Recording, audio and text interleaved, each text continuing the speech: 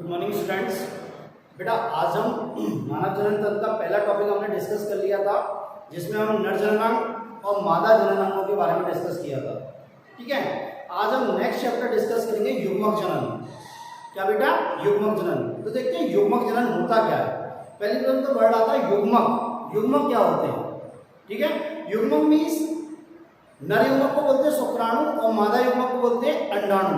इनके जनन की प्रक्रिया को क्या बोलते हैं? युग्मक जनन। क्या बोलते हैं बेटा? युग्मक जनन। तो देखो युग्मक का मतलब क्या हो गया?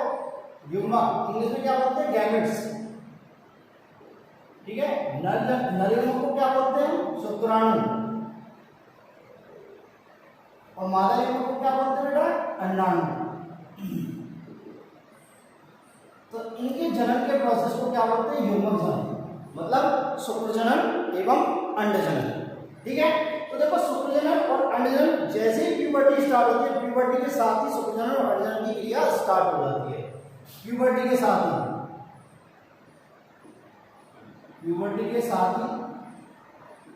युग्मक जनन की क्रिया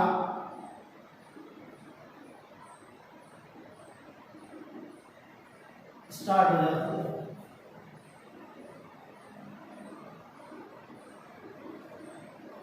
ठीक है, हम पहले भी डिस्कस कर चुके हैं कि युग्मक जनन किसमें होता है? प्राथमिक जननांगों में।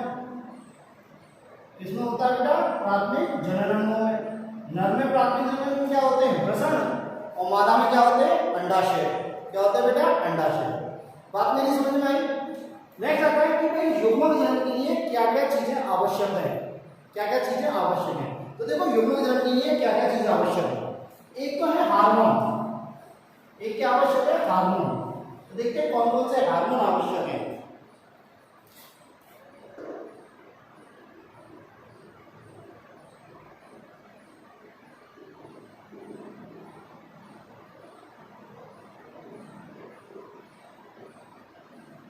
नंबर एक आता है हार्मोन। तो तीन हार्मोन युग्मक जनन के लिए आवश्यक है। एक तो कौन सा है? जीएनआरएच। इसको बोलते हैं gonadotropin releasing hormone.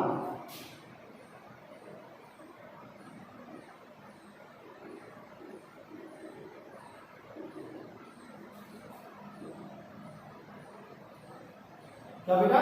Gonadotropin releasing hormone. देखो गोनाडोट्रोपिन रिलीजिंग हार्मोन कहां से स्रावित होता है? हाइपोथैलेमस से। कहां से स्रावित होता है? हाइपोथैलेमस से। और कहां काम करता है ये? अग्रपीयूष ग्रंथि पर। इस पर अग्रपीयूष ग्रंथि पर। ठीक है, गोनाडोट्रोपिन रिलीजिंग हार्मोन कहां से स्रावित होता है बेटा? हाइपोथैलेमस से। ठीक है, और कहां काम करता है ये? अग्रपीयूष ग्रंथि पर। ठीक है, एक एफएसएच और एक LH. FSH means follicular stimulating hormone और एक एलएच मींस ल्यूटिनाइजिंग हार्मोन। देखो एफएसएच और एलएच दोनों को संयुक्त रूप से क्या बोलते हैं? गोनाडोट्रोपिन।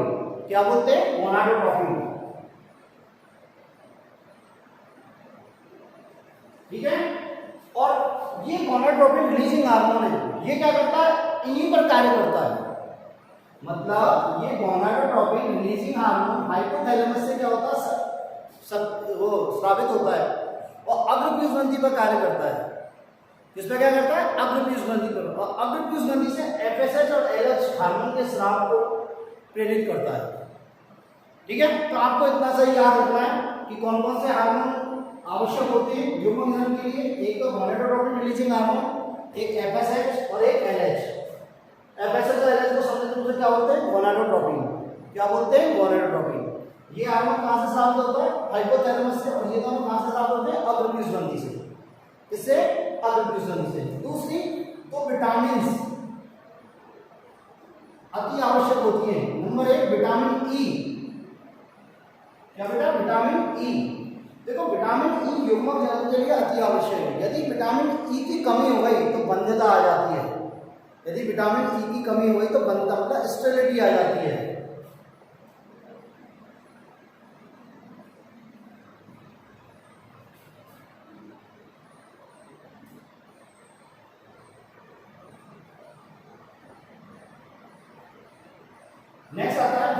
ए, देखो ना, स्वस्थ युग्मक जनन के लिए विटामिन ए की अति आवश्यकता होती है। स्वस्थ युग्मकों के जनन के लिए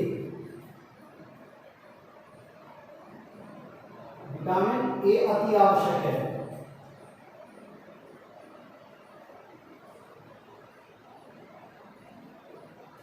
क्या बेटा? स्वस्थ युग्मक जनन के लिए, युग्मकों के जनन के लिए विटामिन ए अति आवश्यक है। यदि विटामिन ए की कमी हो जाए तो क्या होगा? यदि विटामिन ए की कमी हो जाए तो युग्मकों की क्रियाशीलता कम होगी और युग्मकों की संख्या भी कम होगी की कमी से।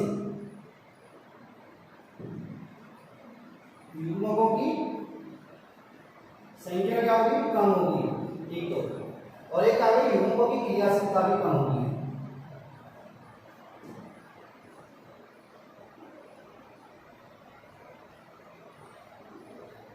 युग्मकों की क्रियाशीलता भी कम होगी। तो ये तीन चीजें बहुत इंपॉर्टेंट है युग्मक जनन के लिए। हार्मोन, कौन कौन से? Gonadotropin releasing hormone, follicular stimulating hormone और ल्यूटिनाइजिंग हार्मोन, ठीक है। और विटामिन ई की कमी से क्या होता है? बंधता, फर्टिलिटी, स्टेरिलिटी मींस अपने जैसी औलाद पैदा नहीं कर सकता, बंद हो जाता है, बहुत बंद हो जाती है। और स्वस्थ युग्मकों के निर्माण के लिए, जनन के लिए विटामिन ए की अति आवश्यकता होती है। यदि विटामिन ए की कमी हो गई तो युग्मकों की संख्या कम हो जाएगी, युग्मकों की संख्या कम हो जाएगी और युग्मकों की क्रियाशीलता भी कम हो जाएगी, युग्मकों की क्रियाशीलता भी कम हो जाएगी। नेक्स्ट आता है, देखो युग्मक जनन को दो भागों में बांटा गया है। युग्मक जनन को दो भागों में बांटा गया है, एक तो क्या? अंडे जनन और एक शुक्र जनन।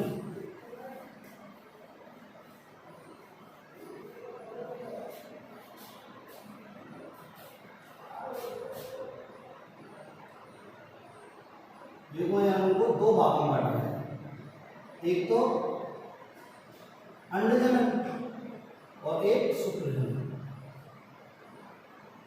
बात समझे? शुक्र जनन की प्रक्रिया 4 स्टेप में पूरी होती है और अंड जनन की प्रक्रिया 3 स्टेप में पूर्ण होती है। देखिए शुक्र जनन की क्रिया कौन से चक्र में कंप्लीट होती है? पहली होती है गुणन प्रावस्था, मल्टीप्लिकेशन। नेक्स्ट वृद्धि प्रावस्था,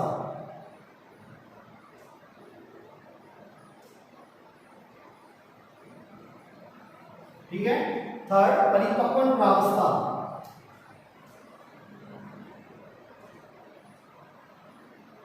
और फोर्थ शुक्र कायनकरण।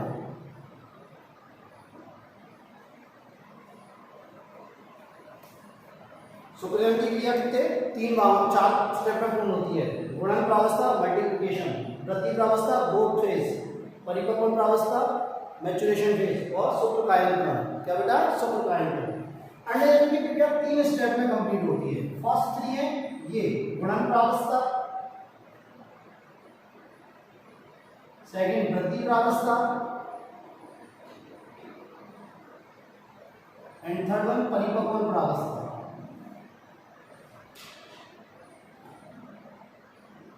बेटा परिपक्वन प्रावस्था, बात समझ में आई?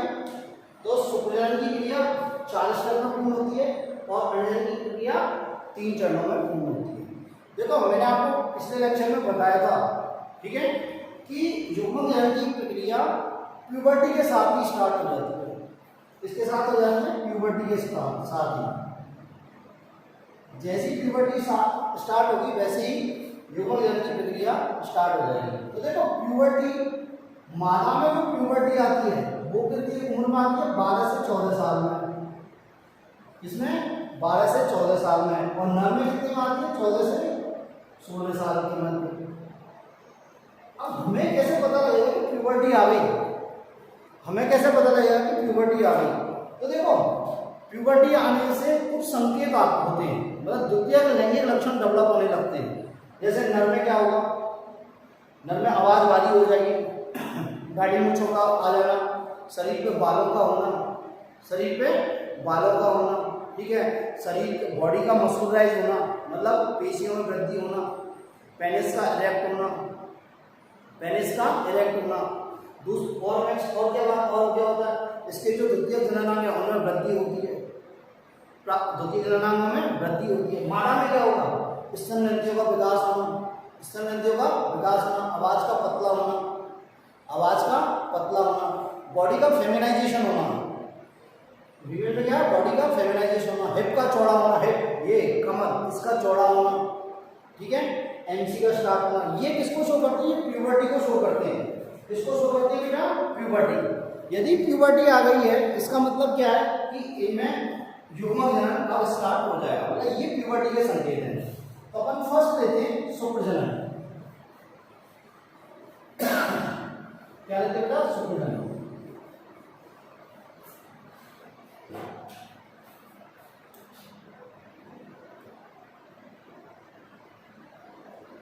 स्पर्मेटोजेनेसिस।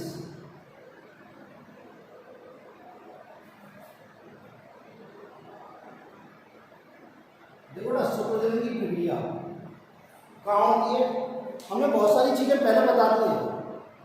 देखो मैंने सेमिनिफेरस ट्यूब शुक्रजनन नलिकाओं के बारे में पढ़ाया था, वहीं से ये है। देखो शुक्रजनन की प्रक्रिया कहाँ स्टार्ट होती है? नर के प्राथमिक जननांगों में।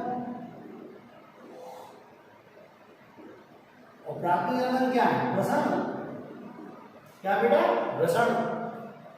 शुक्रजनन की प्रक्रिया कहाँ शुरू होती है? नर के प्राथमिक जननांगों में। कहाँ पे? वृषण। एक्चुअली होता है क्या वृषण में? प्रत्येक वृषण में 200 से 300 वृषण पालियां होती हैं। क्या होती है बेटा? वृषण पालियां। और प्रत्येक वृषण पाली में 2 से या 1 से 3 शुक्रजनन नलिकाएं होती हैं। क्या होती हैं? शुक्रजनन नलिकाएं प्रत्येक पाली में। प्रत्येक पाली में क्या होती है? 2 से 3 शुक्रजनन नलिकाएं होती है। और इन शुक्रजनन नलिकाओं में किसका निर्माण होता है? शुक्राणुओं का निर्माण होता है। शुक्रजनन क्या होता है? शुक्रजनन होता है। ठीक है, तो देखो ये शुक्रजनन नलिका जो होती है ये इस प्रकार की, मैंने आपको डायग्राम बना के बताया था। ये शुक्रजनन नलिका है, इसमें 2 प्रकार की कोशिका होती है, बड़ी कोशिका, छोटी कोशिका। ठीक है, तो देखो ये तो गई आपकी छोटी कोशिका, ठीक है, और ये हो गई आपकी बड़ी कोशिका।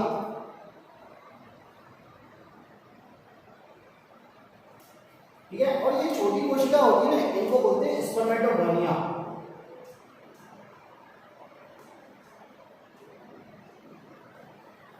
शुक्राणु मात्र कोशिका।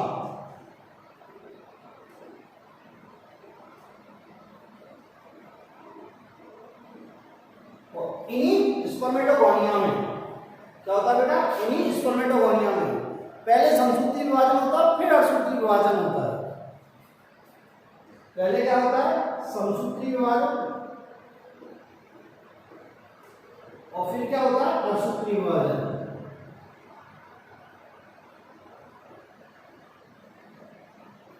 पहले तो क्या होता है? समसूत्री विभाजन, और फिर क्या होता है? अर्धसूत्री विभाजन। और इन विभाजन के फलस्वरूप किसका निर्माण होता है? शुक्राणुओं का निर्माण होता है। किसका निर्माण होता है? शुक्राणुओं का निर्माण होता है। ठीक है, तो देखते हैं कैसे होता है शुक्राणुओं का निर्माण। ठीक है,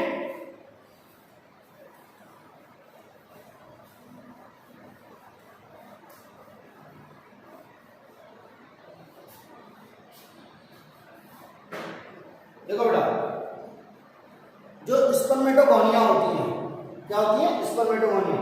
समझने की कोशिश करना है यहाँ पे है। स्पर्मेटोगोनिया यह बोलते हैं जनन कोशिका, जनन कोशिका या शुक्राणु मात्र कोशिका। ये कैसी होगी? द्विगुणित है। क्या बेटा? द्विगुणित। तो इन कोशिकाओं में सबसे पहले समसूत्री विभाजन होता है। क्या होता है बेटा? समसूत्री विभाजन। और समसूत्री विभाजन के दौरान 2 प्रकार की स्पर्मेटोगोनिया होती है। स्पर्मेटोगोनिया मैं अभी बताया था, शुक्रजनन नलिकाओं में जो छोटी कोशिका होती है उन्हें क्या होते हैं? स्पर्मेटोगोनिया। बड़ी कोशिका होती है सर्टोली सेल। ये स्पर्मेटोगोनिया में क्या होता है? पहले समसूत्री विभाजन होता है, फिर अर्धसूत्री विभाजन होता है। उससे क्या होता है? शुक्राणु का निर्माण होता है। अब देखते हैं कैसे होता है ये स्पर्मेटोगोनिया। इन्हें बोलते हैं जनन कोशिका या शुक्राणु मात्र कोशिका। शुक्राणु मातृ कोशिका, देखो ये भी बोल सकते हैं।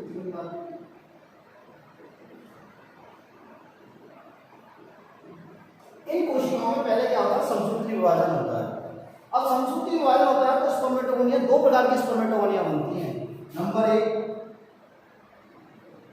Spermatogonia type A, spermatogonia type A, और एक बनती है स्पर्मेटोगोनिया टाइप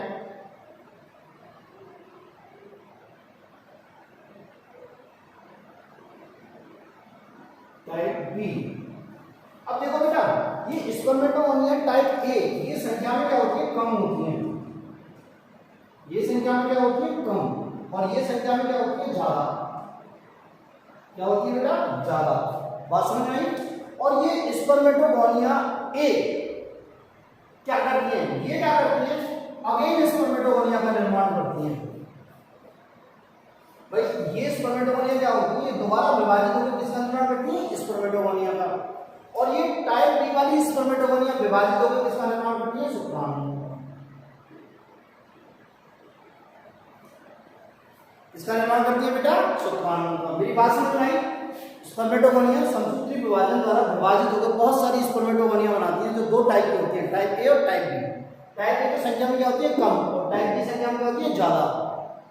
बात समझ में। अब ये टाइप ए वाली तो क्या करती है, विभाजित होकर नई स्पर्मेटोगोनिया बनाती है। भाई स्पर्मेटोगोनिया यदि बनेंगी तो खत्म हो जाएंगी, तो इनको भी तो बनाना जरूरी है, स्पर्मेटोगोनिया बनाती है। और टाइप बी ये क्या होती है, विभाजित होकर, क्या बेटा, विभाजित होकर किसका निर्माण करती है, शुक्राणुओं का निर्माण करती है। किसका निर्माण करती है बेटा, शुक्राणुओं का निर्माण करती है। बात मेरी क्लियर है, ठीक है। अब देखो इसमें क्या हुआ, स्पर्मेटोगोनिया की संख्या बढ़ी ना, इसलिए इसे क्या बोलते हैं, गुणन प्रावस्था। क्या बोलते हैं बेटा, गुणन प्रावस्था। मेरी बात समझ में आई। इसमें क्या हुई, स्पर्मेटोगोनिया की संख्या बढ़ी, मतलब मल्टीप्लिकेशन हुआ, तो इसलिए इसे क्या बोलते हैं, गुणन प्रावस्था। क्या बोलते हैं बेटा, गुणन प्रावस्था। ठीक है। नेक्स्ट आया, देखो अब स्पर्मेटोगोनिया टाइप बी, मैं यहां ले रहा हूं, जगह नहीं है तो देखो,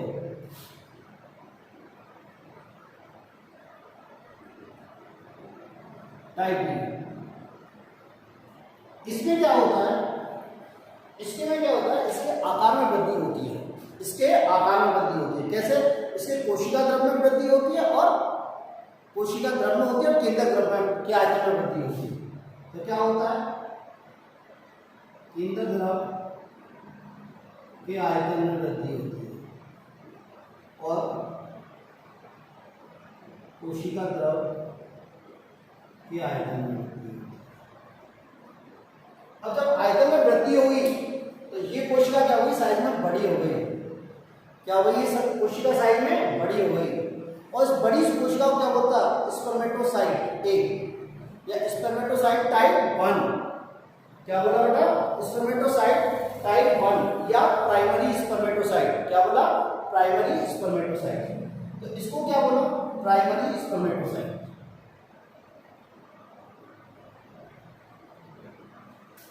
क्या बोला बेटा, प्राइमरी स्पर्मेटोसाइट। देखो बेटा अभी समसूत्री चल रहा है, तो ये भी क्या होगी, द्विगुण है, और ये भी क्या होगी, द्विगुण है। ये आकार में क्या होती है, बड़ी होती है। ये आकार में बड़ी होती है, क्यों, क्योंकि केंद्र द्रव्य का आयतन बड़ा और कोशिका द्रव्य का आयतन बड़ा है। बात समझे। अब देखो केंद्र द्रव्य का आयतन कैसे बढ़ा बेटा, केंद्र द्रव्य का आयतन कैसे बढ़ा है, हुआ क्या, केंद्र में क्या क्या है भाई, आरएनए है, डीएनए है, हिस्टोन है, नॉन हिस्टोन प्रोटीन है। क्या बेटा, आरएनए है, डीएनए है, हिस्टोन प्रोटीन है, नॉन हिस्टोन प्रोटीन है, ये सब है ना। तो क्या हुआ, आरएनए, डीएनए, हिस्टोन प्रोटीन और नॉन हिस्टोन प्रोटीन, इनका क्या हुआ, निर्माण हुआ। क्या हुआ बेटा, इनका निर्माण हुआ। तो निर्माण या संश्लेषण हुआ, तो संश्लेषण हुआ तो इनका आकार बड़ा हो गया। ये क्यों बढ़ा, क्योंकि डीएनए, आरएनए, क्या बेटा, डीएनए, आरएनए, नॉन हिस्टोन एवं हिस्टोन प्रोटीन का संश्लेषण हुआ। हिस्टोन प्रोटीन का क्या हुआ बेटा, संश्लेषण हुआ। अब देखो जब हिस्टोन प्रोटीन का संश्लेषण हुआ, आरएनए, डीएनए इन सबका संश्लेषण हुआ, मतलब कहने को क्या हो गया, दो गुनी हुए, डबल हो गए हैं। क्या हुए, डबल, मतलब मतलब डीएनए डबल हो गया। तो अब कोशिका किसके लिए तैयार हो गई? अर्थसूत्री विभाजन के लिए। कोशिका किसके लिए तैयार हो गई बेटा? अर्थसूत्री विभाजन के लिए। तो इस प्रकार क्या हुआ? केंद्र का आयतन बढ़ा। किसका बढ़ा बेटा? केंद्र का आयतन बढ़ा। बात समझ में? दूसरा देखो कोशिका द्रव का आयतन कैसे बढ़ा? हुआ क्या कि ईआर एंडोप्लाज्मिक रेटिकुलम और गोल्गी बॉडी, एंडोप्लाज्मिक रेटिकुलम अंतःप्रतपी जालिका, क्या बेटा? अंतःप्रतपी जालिका और गोल्गी बॉडी, ये क्या भी स्रावी हो जाती है। क्या हो जाती है? ये स्रावी हो जाती है। अब स्रावी होने की प्रोटीन का संश्लेषण बढ़ गया। किसका संश्लेषण बढ़ गया बेटा? प्रोटीन का संश्लेषण बढ़ गया। प्रोटीन का संश्लेषण मतलब एंजाइम का संश्लेषण बढ़ गया। तो उसके आकार में कोशिका द्रव के आयतन में वृद्धि हुई है नहीं? तो फाइनली क्या हुआ? कोशिका द्रव के आयतन में वृद्धि हुई।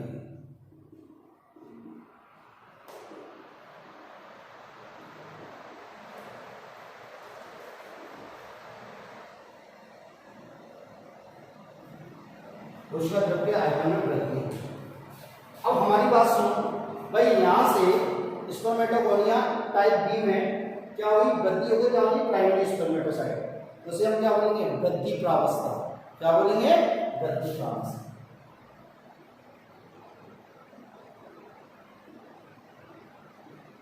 मेरी बात क्लियर है नहीं है भाई? स्पर्मेटोगोनिया डिवाइडेड संस्कृति विभाजन द्वारा दो प्रकार की स्पर्मेटोगोनिया बनाई जाती है, टाइप ए और टाइप बी। टाइप ए संख्या में कम थी और टाइप बी संख्या में अधिक थी। टाइप ए क्या किया? उन्होंने विभाजित होकर नई स्पर्मेटोगोनिया का निर्माण किया। किसका? नई स्पर्मेटोगोनिया का निर्माण किया। और टाइप बी ने क्या हुआ? समसूत्री और अर्थसूत्री विभाजन द्वारा विभाजित होकर किसका निर्माण किया बेटा? किसका निर्माण किया उसने? शुक्राणुओं का निर्माण किया। किसका निर्माण किया बेटा? शुक्राणुओं का निर्माण किया। मेरी बात क्लियर है? अब क्या हुआ? स्पर्मेटोगोनिया टाइप बी, इसके आकार में वृद्धि हुई। आकार में कैसे वृद्धि हुई? केंद्र द्रव का आयतन बढ़ा और कोशिका द्रव का आयतन बढ़ा। अब केंद्र द्रव का आयतन कैसे बढ़ा? कि DNA, RNA, non histone protein, histone protein जो आरएनए जो केंद्र में उपस्थित है उनका संश्लेषण स्टार्ट हो गया। उनका क्या हो गया? संश्लेषण स्टार्ट हो गया। तो वो कितनी कैसी हो गई? डबल हो गई। कैसी हो गई बेटा? डबल हो गई। जब डबल हो गई तो केंद्र का आयतन बढ़ गया, मतलब केंद्र डबल हो गया। अब केंद्र डबल हो गया तो इसका मतलब क्या हुई? कोशिका किसके लिए तैयार हो गई? अर्थसूत्री विभाजन के लिए। नेक्स्ट हुआ कोशिका द्रव के आयतन में वृद्धि। कोशिका द्रव के आयतन में वृद्धि कैसी हुई? कि भैया ईआर और गोल्गी बॉडी स्रावी हो गई। ईआर और गोल्गी बॉडी क्या हुई? स्रावी हुई। जिससे क्या हुआ? प्रोटीन का निर्माण हुआ। क्या हुआ बेटा? प्रोटीन का निर्माण हुआ। अब प्रोटीन का निर्माण हुआ तो उसमें वृद्धि हुई। क्या हुआ? कोशिका द्रव में वृद्धि हुई। और दूसरी एक बात होती है, माइटोकॉन्ड्रिया की संख्या में वृद्धि होती है। क्या होती है बेटा? माइटोकॉन्ड्रिया की संख्या में भी क्या होती है? वृद्धि होती है। ठीक है। अब क्या हुआ? ये स्पर्मेटोगोनिया टाइप बी किसमें चेंज हो गई? प्राइमरी स्पर्मेटोसाइट्स में। अब प्राइमरी स्पर्मेटोसाइट्स क्या है? आकार में बढ़ी है। क्या है? आकार में बढ़ी है। मतलब यहाँ पे क्या हुआ? आकार में वृद्धि हुई। तो इसे हम क्या बोलेंगे? वृद्धि प्रावस्था कहेंगे। क्या कहेंगे बेटा? वृद्धि प्रावस्था कहेंगे। ठीक है। नेक्स्ट आता है बेटा परिपक्वन प्रावस्था। क्या आता है बेटा? परिपक्वन प्रावस्था। अब देखो ये प्राइमरी स्पर्मेटोसाइट है, ये किसके लिए तैयार है? अर्थसूत्री विभाजन के लिए। किसके लिए? अर्थसूत्री विभाजन के लिए। तो अर्थसूत्री विभाजन दो फेजों में होता है, अर्थसूत्री फर्स्ट और अर्थसूत्री सेकंड। अर्थसूत्री फर्स्ट में क्या होता है कि गुणसूत्रों की संख्या आधी रह जाती है, और अर्थसूत्री सेकंड कैसा होता है? सेम समसूत्री जैसा होता है। सेम समसूत्री जैसा होता है। तो इसमें क्या होगा? पहले क्या होगा बेटा? अर्थसूत्री फर्स्ट।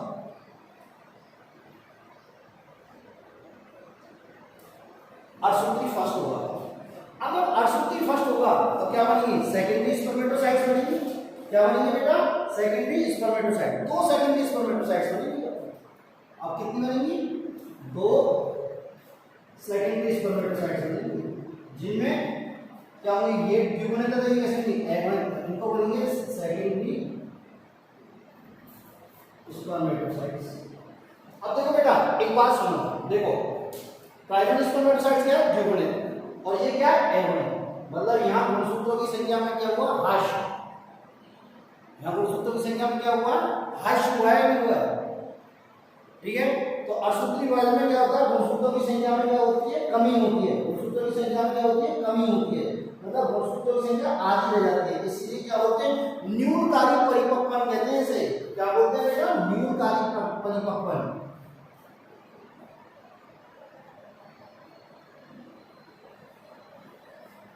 क्या बोलते हैं बेटा, न्यूनकालिक परिपक्वता।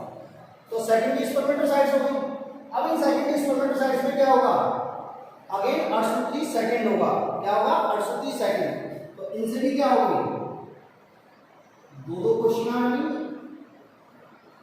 अड़सूत्री सेकंड होगा यहाँ। और अड़सूत्री सेकंड कैसा है बेटा, सेम समसूत्री जैसा है। कैसा है, सेम समसूत्री जैसा। क्या बेटा, सेम समसूत्री जैसा। तो इसके इसमें सेकेंडरी स्पर्मेटोसाइट्स में विभाजन की जो कोशिकाएं बनी उन्हें क्या बोलते हैं, स्पर्मेटिड। क्या बोलते हैं बेटा, स्पर्मेटिड। क्या बोलते हैं बेटा, स्पर्मेटिड। तो देखो यहां से और यहां तक क्या हुआ, परिपक्वन हुआ है नहीं हुआ, क्या हुआ, यहां से यहां तक क्या हुआ, परिपक्वन। तो इसलिए से क्या बोलते हैं, परिपक्वन प्रावस्था। क्या बोलते हैं बेटा, परिपक्वन प्रावस्था। परिपक्वन प्रावस्था में से बोलते हैं परिपक्वन विभाजन फर्स्ट, उसको अड़सूत्री फर्स्ट को से न्यूनकालिक विभाजन भी कहते हैं, और से बोलते हैं परिपक्वन विभाजन सेकंड। क्या बोलते हैं, परिपक्वन विभाजन सेकंड। अब हमारे पास क्या प्राप्त हो गया, स्पर्मेटिड प्राप्त हो गया। क्या हो गया बेटा, स्पर्मेटिड प्राप्त हो गया। अब स्पर्मेटिड कैसी संरचना है, गोल, अचल, अधिक भार वाली। कैसी बेटा, गोल है, अचल है, अधिक भार वाली संरचना। तो स्पर्मेटिड कैसी है, गोल, अधिक भार वाली। तो कैसी संरचना है, अचल संरचना, मतलब जो चलायमान है, यानी ये चलायमान है। तो यहां तक के प्रोसेस को, इस प्रोसेस को क्या बोलते हैं, स्पर्मेटिड का निर्माण। क्या बोलेंगे, स्पर्मेटिड का निर्माण। बात समझ में आई। अब ये स्पर्मेटिड, ये गोल, अचल, अधिक भार वाले, क्या बेटा, ये गोल, अचल, अधिक भार वाले जो स्पर्मेटिड बने, ठीक है, ये किसमें कन्वर्ट होंगे बेटा, ये शुक्राणु में कन्वर्ट होंगे। ये किसमें कन्वर्ट होंगे, शुक्राणु में। और इनके कन्वर्ट होने को, मतलब ये स्पर्मेटिड से शुक्राणु बनने की प्रक्रिया को क्या बोलते हैं, शुक्रकायन। क्या बोलते हैं, शुक्रकायन। बात समझ में आई। तो देखें यहाँ पे ये गोल, अचल, अधिक भार वाले में एगुण है, ठीक है। अब ये क्या होंगे, इनमें क्या होगा, शुक्रकायन होगा। क्या होगा बेटा, शुक्रकायन।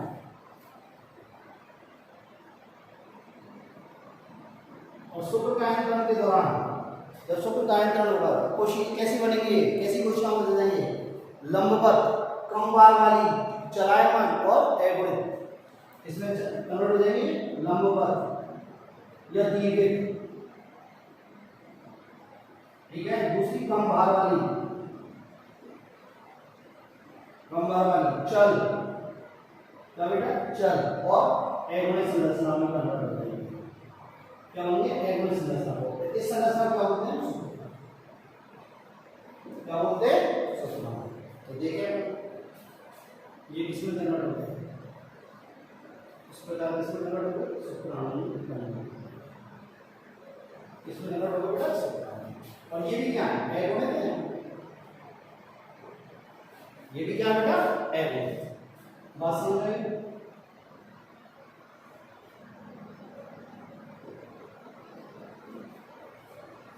ये भी क्या बेटा, एगुणित। तो मेरी बात समझ में आई या नहीं आई। अब देखो आप यहां से और यहां तक ये प्रोसेस को क्या बोलते हैं, स्पर्मेटिड का निर्माण। क्या, स्पर्मेटिड का निर्माण। और यहां से यहां तक इसको क्या बोलते हैं, शुक्राणु का निर्माण। बात समझ में आई, मेरी बात क्लियर है, ठीक है। अब इसमें बहुत सारे चेंजेस होते हैं। स्पर्मेटिड जो स्पर्म का निर्माण होता है, स्पर्मेटिड जब शुक्राणु में बदलता है तो बहुत सारे चेंजेस होते हैं। भाई ये गोल है, अधिक भार वाला है, अचल है, एगुणित है, कुछ चेंजेस होंगे तभी तो ये चेंज होगा। तो ये हम नेक्स्ट क्लास में डिस्कस करेंगे। इसमें डिस्कस करेंगे बेटा हम नेक्स्ट क्लास में।